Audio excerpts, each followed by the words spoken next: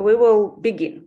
My name is Mariya, and I will be the moderator of today's event. I am also a PhD. I also participate in this project that we are presenting today, Religion on Fire project, and I am honored to be a part of this great team of researchers from Ukraine and to present today the results of our one-year work. So we will start with some greetings, and then we will proceed with presenting of our website, which is in Ukrainian and English. And we will conclude with a short presentation of the report that we have prepared during this year. Okay, so let's start. I would like to give floor first to Ruslan Khalikov.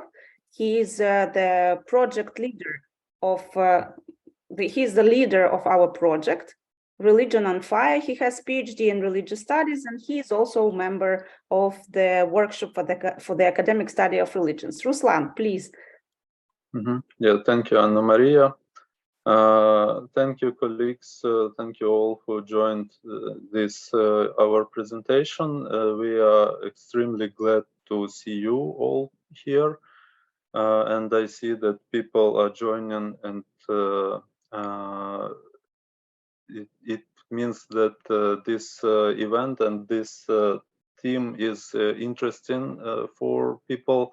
And we are glad that it is, because one of the main aims of our project was not only collecting information about damaged buildings and war crimes against religious communities in Ukraine, but also to raise awareness about this issue, because really for our team, it is very important to inform people about the real situation in religious situation on the occupied territories of Ukraine, on the territories where battles still ongoing, because it is also one of the main points of Russia's propaganda that they defend religion in Ukraine. But we see what do they do in Ukraine in real life. So thank you all for joining this event, and we also glad to have with us colleagues from Ukrainian authorities and from US Commission for International Religious Freedom, and also our colleagues from civil society, and especially our colleagues from the ISAR Ednannia organization, in framework of which project our project is being conducted now. That project names EU Emergency Support for Civil Society. So we are happy to have you all with us, and I will give floor to our colleagues from US Commission. Thank you. Thank you, Ruslan, for your short speech about presenting our project. I would like to introduce Commissioner Sharon Kleinbaum from the United States Commission of International Religious Freedom. Please, the floor is yours. Thank you so much, and I'm so honored to be here. Good evening to those of you for whom it is evening, from morning here in New York City. Thank you for this invitation to speak. It means so much to me. My name is Rabbi Sharon Kleinbaum, and I am, as mentioned, a commissioner on the U.S. Commission on International Religious Freedom, or USCIRF, which USCIRF is a U.S. government entity that monitors and reports on religious freedom conditions outside of the United States and makes policy recommendations to the U.S. government. I'd like to add that I traveled in my private capacity to Ukraine earlier this year, and I'm been very deeply engaged in activities here in New York City in my role as a rabbi here and in the communities here to support and do work on behalf of those of you in Ukraine. And just know that our work, our prayers, our support are deeply with you. Thank you very much to this fantastic group of scholars and investigators and analysts, to Religion on Fire and to Ruslan Khalikov for hosting this event. USCIRF greatly appreciates your critical work that is documenting Russia's egregious religious freedom violations in Ukraine, which unfortunately we all know have continued completely unabated after more than a year of war. Russia's religious freedom violations have struck to the core of religious communities throughout Ukraine by targeting leaders and communal religious spaces. Russian forces have threatened, detained, abducted, tortured, and killed religious leaders specifically for their leadership roles. Violence perpetuated against religious leaders not only seeks to humiliate the individual, but also, of course, the communities that they represent. For what other reason would Russian forces, as in one case documented by the UN, strip a priest of his clothes, beat him, and order him to parade around naked in the streets of his village? The only purpose of such an act is to degrade human dignity. Russia has bombed many religious sites like churches, monasteries, synagogues, shrines, kingdom halls, mosques, and seminaries. These communal spaces, previously filled with life and fellowship, are now rubble and debris. This destruction of Ukrainian religious life and property is not an accident. In fact, eliminating Ukraine's flourishing religious diversity is one of the explicit goals of Russia's invasion through the so-called de-Satanization of Ukraine. De-Satanization would target groups such as Chabad, Lubavitch, and the Church of Scientology, among others. All of this is an attempt to impose the Russian state's vision of religion and traditional values, quote unquote, within Ukraine, as it has done in Russia itself and in the Russian-occupied Crimea. Russia has committed gross religious freedom violations in Ukraine since its forces invaded Ukraine in 2014. In occupied Crimea, Russian de facto authorities have closed houses of worship, banned missionary activities and religious literature, and outlawed peaceful religious groups. Members of various religious communities who prior to the occupation met freely and peacefully to discuss religion and to engage in worship now face imprisonment on ludicrous pretexts. In February, the Yalta City Court sentenced three Jehovah's Witnesses to between 6.5 and 6 years in prison for alleged extremism, quote unquote, related to their religious beliefs. And in January, Russia's notorious Southern Military District Court sentenced 5 Crimean Tatar Muslims to 13 years in prison for their alleged affiliation with Hizb ut-Tahrir, an Islamic organization legal in Ukraine. Sadly, one of these individuals, Jamil Gafarov, died in prison after authorities refused to provide him necessary medical treatment. It is impossible to catalog the myriad ways that Russia's unprovoked and unjustifiable invasion has impacted all life and religious life in Ukraine. However, just as religious communities have faced these hardships together, so too will they one day come together and rebuild. We look forward to the time that these communities are once again able to live and practice their religion and beliefs in peace, free from Russian occupation and control. USCIRF, for our part, will continue to spotlight Russia's religious freedom violations in Ukraine and elsewhere. Since 2017, USCIRF has recommended that the U.S. Department of State designate Russia as a country of particular concern, or CPC, for its systematic, ongoing, and egregious violations of religious freedom. In 2021, the State Department designated Russia as a CPC for the first time and imposed targeted sanctions on Russian actors involved in such violations in Ukraine. We remain committed to calling out these egregious violations as long as it is necessary. Thank you again for inviting me to join you for this very important event, and we are immensely grateful to all of you for your incredible work and look forward to the other presentations. Thank you so much. Thank you, Rabbi Kleinbaum. I never stop saying that we are thankful to the United States in general as citizens of Ukraine for your continuous support in all the fields of this fight against the Russian Federation. Thank you so much, and thank you for joining us today. We will continue our event with a word from Tetiana Nychyporenko. She is a project manager for the project EU Emergency Support for Civil Society, a project implemented by ISAR Ednannia. This is the organization that supported our initiative, Religion on Fire. Tetiana, please, the floor is yours. Thank you. Good afternoon, colleagues. Thank you. It's an honor for me to be invited and participate in this presentation today.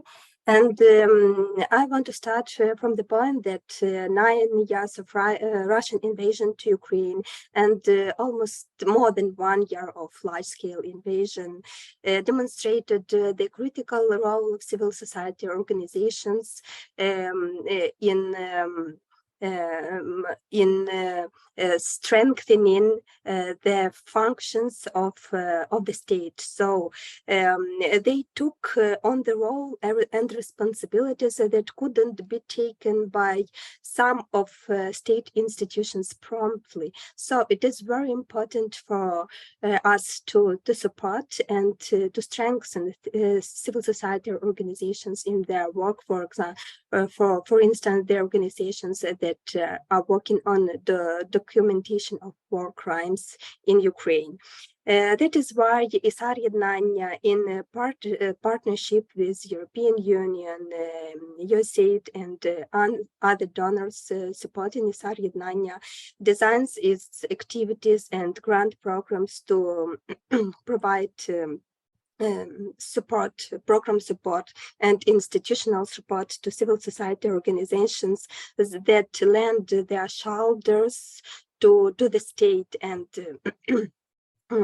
do everything they can in the professional level to support state in such a difficult time. And also, I would like to emphasize the importance for us, the investment in strengthening of highly specialized CSOs, as, for example, the NGO workshop for the academic study of religion is. It is important to have war crimes documented in all areas professionally and all the aspects covered by documentators.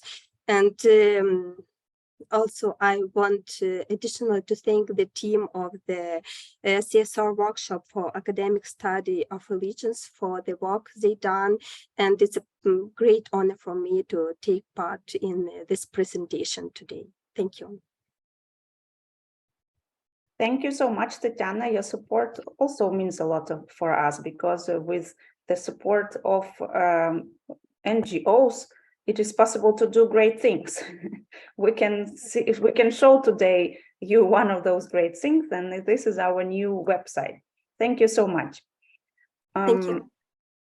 Okay, so now that Vyacheslav is not here, right, as far as I see, unfortunately, he will join us later. So while I was waiting for one of our friends and person whom we cooperate with from the state authorities, I think we can continue. And now it's time for Karen Nikiforov, head of workshop for the academic study of religions and MA in religious studies. He's also the researcher on Religion on Fire project to present actually the report itself. Karen. Thank you very much, Anna Maria. Thank you. Now I see you. I couldn't see you. I was worried you were somewhere else. No, I'm here. Thank you very much. At first, I would like to thank for the Commissioner Kleinbaum and for the ISAR Ednannia and Tetiana personally. And I want to thank everyone from our team, because our team is not only me or people who will speak or spoke already today, because there are also Anton Lishchinsky, Liliya Khalikov will be speaking after me, Uliana Sebastiani, Irina Fino, and Ksenia Gruzhi, who are here as well. First of all, I would like to say that we already presented our half-year report, and now we will present our report after the another half of year. Unfortunately, our project are continuing because the war and the full-scale invasion of Russia is continuing for today. The unique religious landscape of Ukraine was formed and was radically different from the Russian religious landscape, because in Ukraine we don't have a, let's say, monopoly from the religion organization like in Russia, Russian Orthodox Church has. We also have and our President Volodymyr Zelensky yesterday said that in Ukraine we had the largest and one of the biggest freedom of consciousness in the Europe, and we are proud because of this.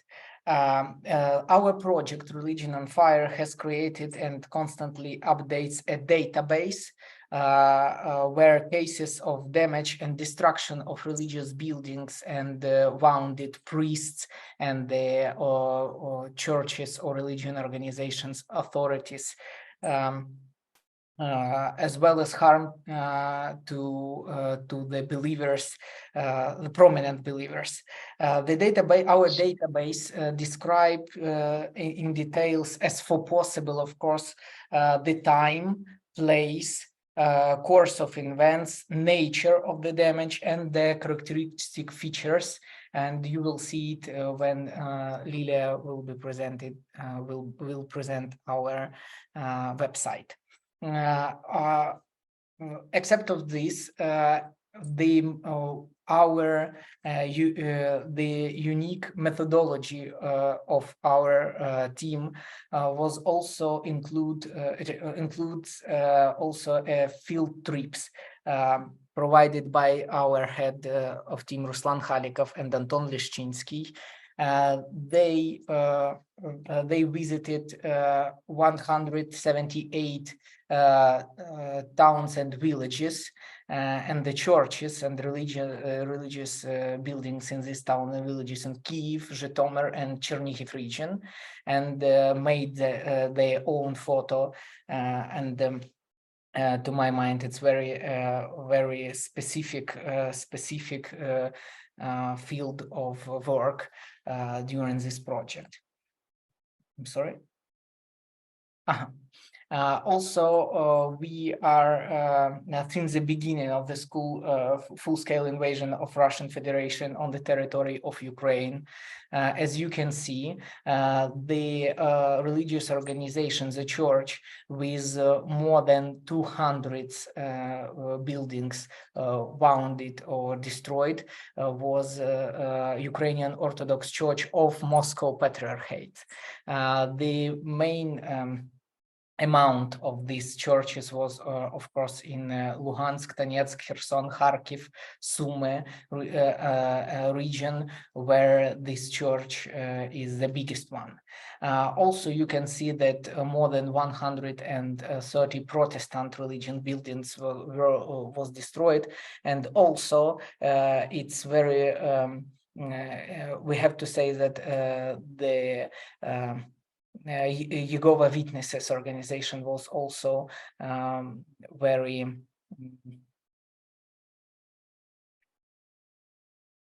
important in this one.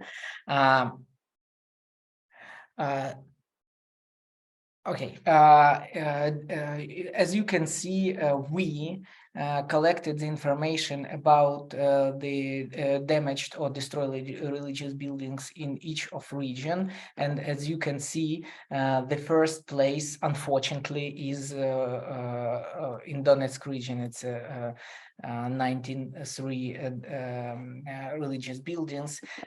Kiev region 73. It's hard to say that, for example, in occupied territories of Kherson, Zaporizhia, or Luhansk region, we don't have more buildings, but unfortunately we can't go for today. We can't go there, and we all use only open source internet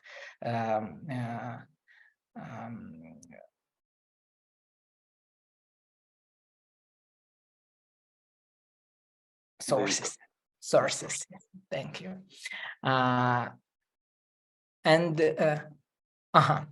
Also, in our project, we pay special attention for their for the war crimes. And one of our recommendations for state agencies and international human rights organizations, as well as institutions of civil societies, is to energize the documentation of war crimes. We divided war crimes into 3 groups: damage or destruction of religious buildings, use of a religious building for military purpose, and as you can see, looting during the occupation, persecution of believers, etc. Also,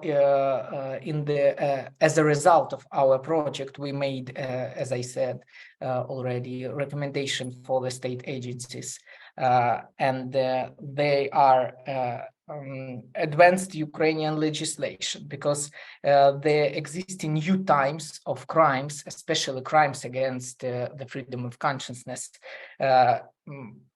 by military action and war during the last 9 years, requires improvement of national legislation, the elaboration of new, more effective mechanisms for bringing the guilty to justice. And on the other hand, we the Institute of Civil Societies, as well as the state bodies, should assist religious minorities, because despite the fact that Ukrainian legislation guarantees religious freedom and ethnical diversity, equality of religious communities, we should say that religion minorities is very vulnerable in every country, and especially in Ukraine during the war. It is important to record all war crimes and damages caused by the troops of Russia to religious minorities, and if it's possible, we should help restore their activities in the deoccupied region after the deoccupation. We should also introduce sanctions against Russian religious leaders, because as we saw, Russian religious leaders unfortunately supported the Russian full-scale invasion, and virtually all religious leaders supported the war itself, and they call for the continuation of hostilities, and sometimes directly encourage the occupation of Ukrainian territories. Such leaders should be subjected to sanctions and criminal proceedings, and we are very happy that the United States and Commissioner Kleinbaum said it already today, are aware of this. The last but not at least, we should underpin the intention of the world community to war crimes in Ukraine. After this year, the year of war, which is still ongoing, the year of full-scale war, yes, because we have 9 years of war already, which is still ongoing, hundreds of thousands victims, destructions, damages caused to Ukrainian in general, and we have no right to give even a piece of our land. Therefore, it's very important to the Ukrainian civil society to bring attention of our international colleagues for our war. thank you very much for attention. After our speech, I would like to answer all the questions. Thank you. Thank you very much, Karen. We strongly encourage all the people who are here to talk to us, to write us. We are really open and we really want to share the information that we've gathered with as many organizations, groups, universities, media as possible, because we really think that awareness is very important in our situation. Thank you very much. The last short presentation which we have today will be given by Liliya Pidhorna. She is also a member of the workshop for the academic study of religion. She is an independent researcher with MA in religious studies, and she is also the one of the researchers in Religion on Fire project. Liliya, please. Thank you very much. Good evening, good afternoon, good morning, everybody. I'm very honored to be here today and to present one of the results of our one-year work. And during this year, we've been documenting and collecting a lot of information about damage and destruction of religious objects. And actually, we gather this information and fill in our own database.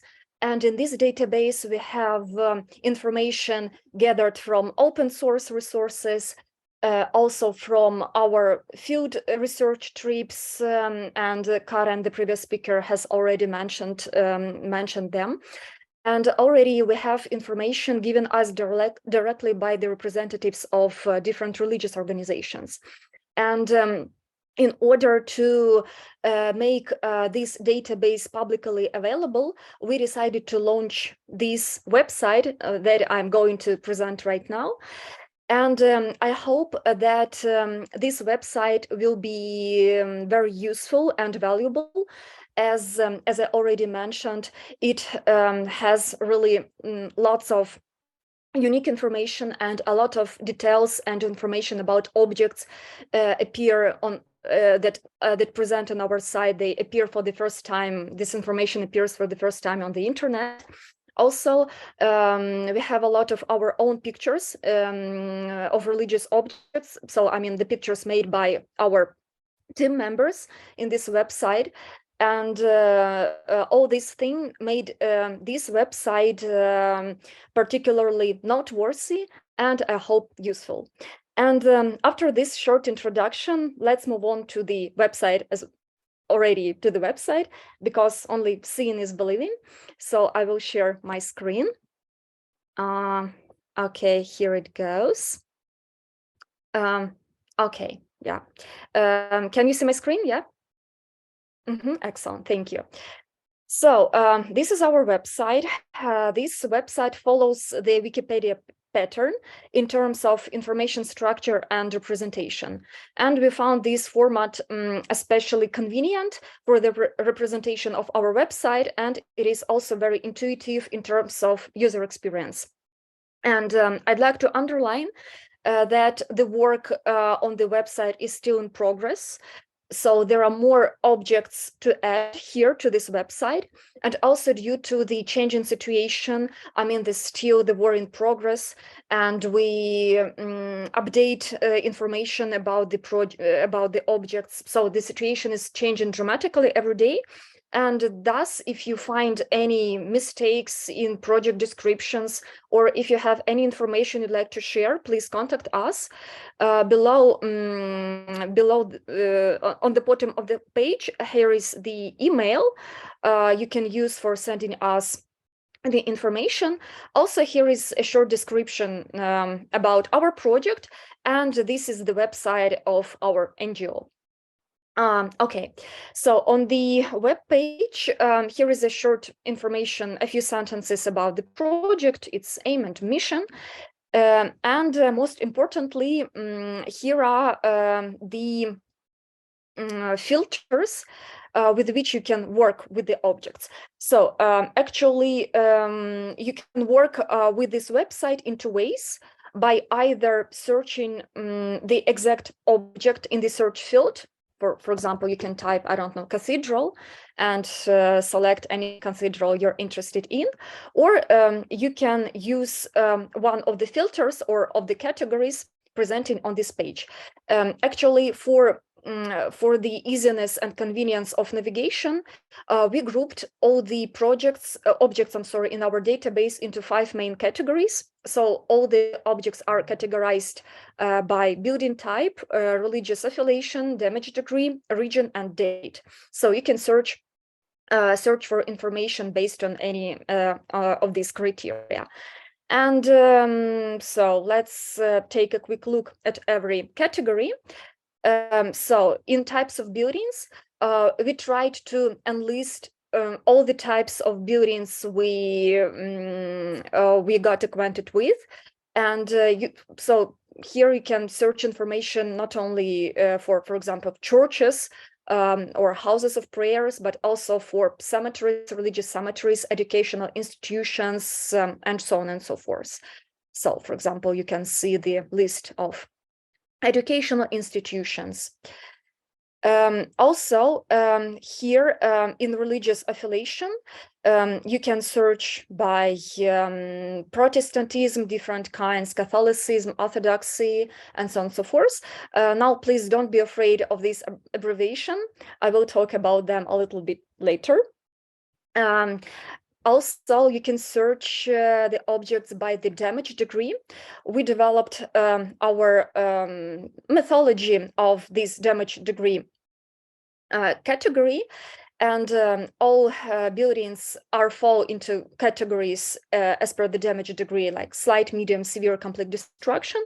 And for some objects, their damage degree is unknown because these objects are situated on the occupied territories, and currently it's impossible to collect any information about them. So for this object, we have this damage unknown category.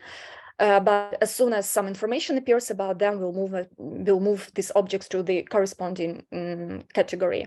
So, for example, a complete destruction category, you can see that at least 28 objects are destroyed at all, completely destroyed.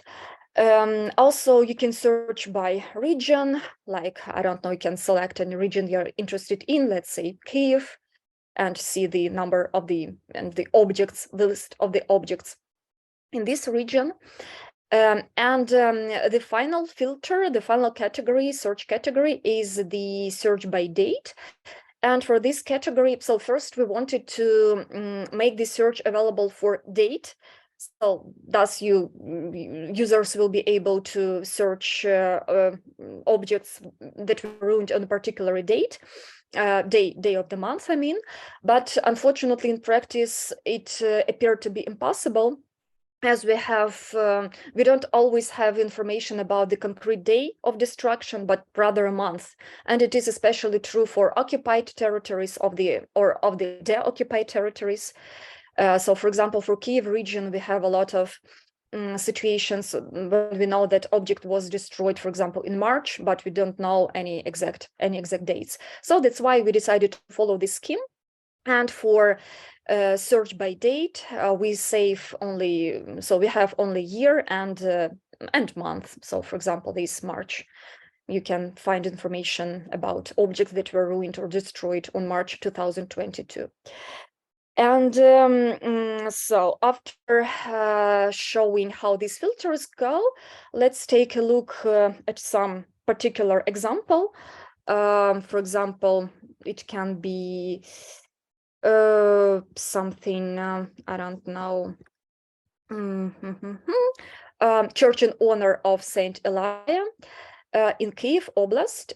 So this is a typical structure of the page, of the object page. Here goes the description.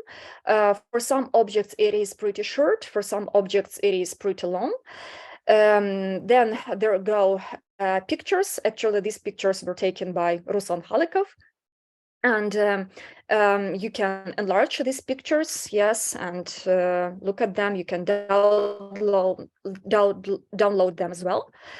There are sources, of course, and on the right side of the page, you can see an info box with a short information about the object, its building type, location, religious affiliation, and by hovering the abbreviation, you see, you can see the full name of this abbreviation. So UCMP stands for Ukrainian Orthodox Church Moscow Patriarchate.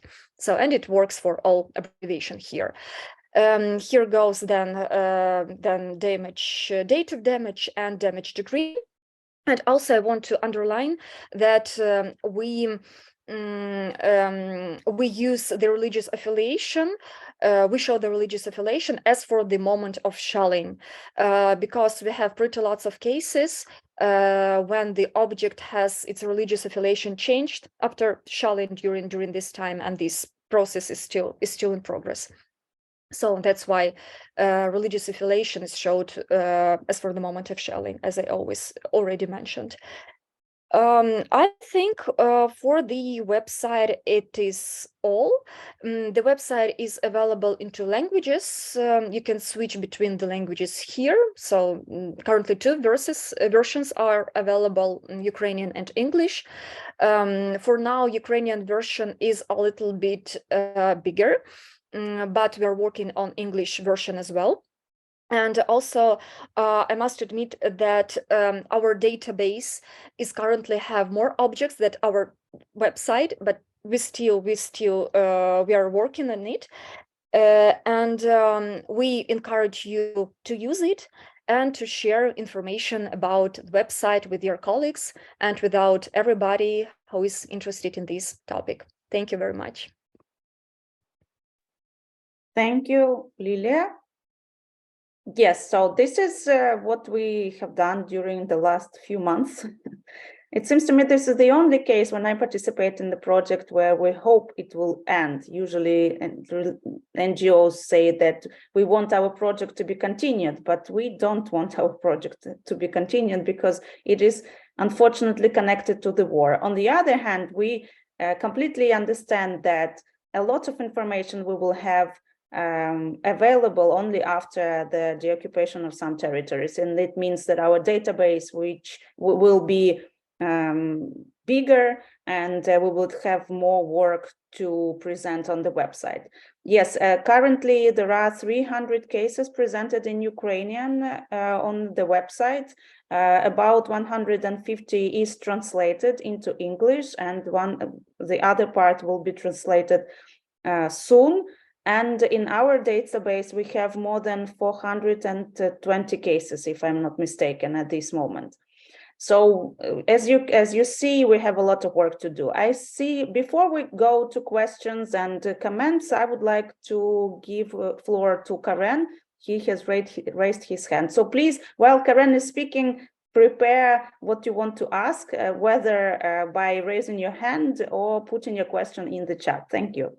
I just like to comment the question and the answer because we have already the question and Ruslan already answered it about from Anna Nychyporenko.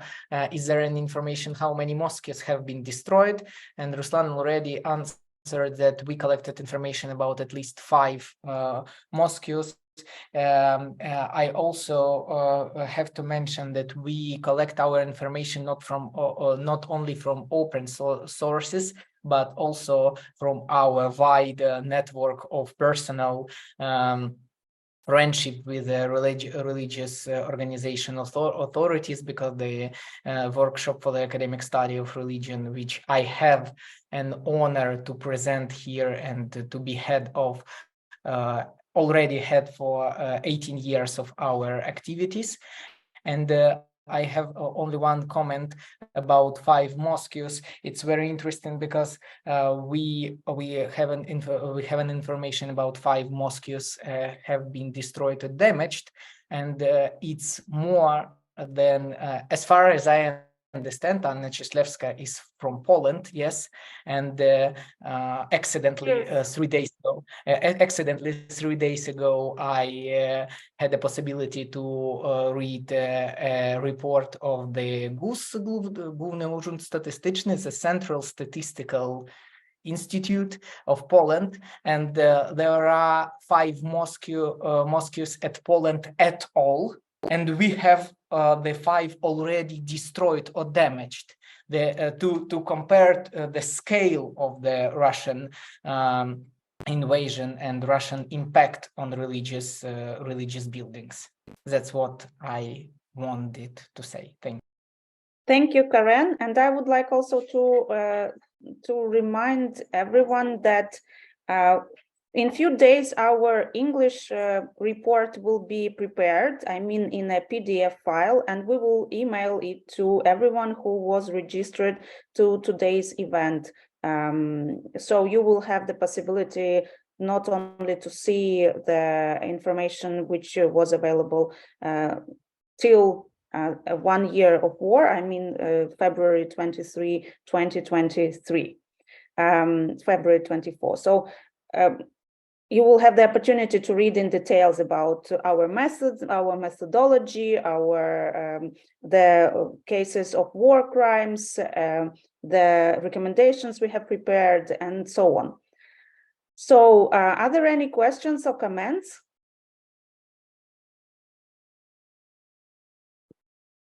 Ruslan has posted in chat the link to our website.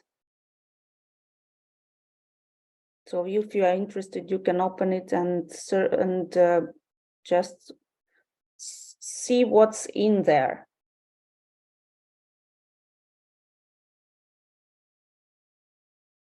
I don't see any. Oh, no. There is one hand. Please, Dylan, or... Hi, thank you so much for the work y'all are doing. This database looks amazing. I'm very excited to go and look through it. I did have one quick question, Liliya. You had mentioned that a lot of these churches had changed affiliation after receiving damage. How many church parishes did you see do this in your work? Were you able to figure out how many? Thank you very much. It's a very difficult question. Because of some formal procedures. Some churches change their affiliation. Actually, we are speaking about changing affiliation of Moscow Patriarchate to Orthodox Church of Ukrainian Orthodox Church. And the problem is that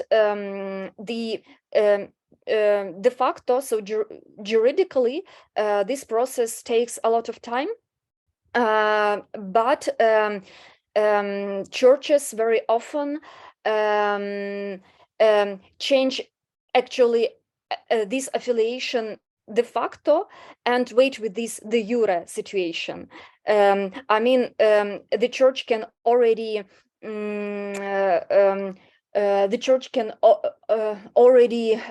declare that it is Ukrainian Orthodox Church, but juridically, so from the legal point of view, it still belongs to the Moscow Patriarchate, and only in, I don't know, half a year, for example, it will belong to the it will belong to this Orthodox Church of Ukraine 100%. So that's why it's pretty difficult to count, because as scholars we should rely only on official documents, and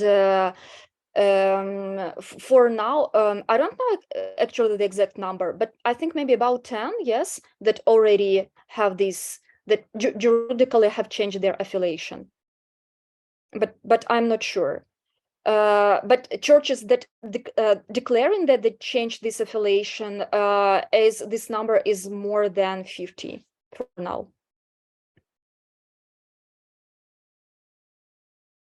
Thank you for the question and for the answer. Yeah, it is a highly discussed topic of the change of affiliation, not only after some religious building was damaged, right? But there is the whole process now in Ukraine of changing affiliation from Moscow Patriarchate to the Orthodox Church of Ukraine. We had also one short question about the financial side of our work.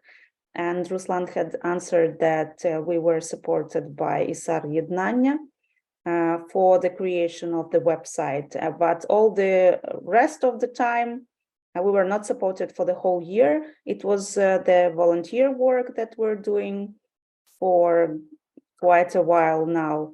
So if you know some organizations which are willing to support this project financially, we are encouraging you to write us an email and making some introductions if it is possible, for us to receive more financial support and to make this website working and updating quicker and quicker.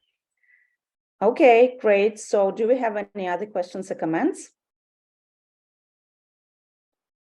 No, I don't see any. So if we have said, it seems to me, everything that we wanted to, we encourage you to look through the website to see something which you are interested in.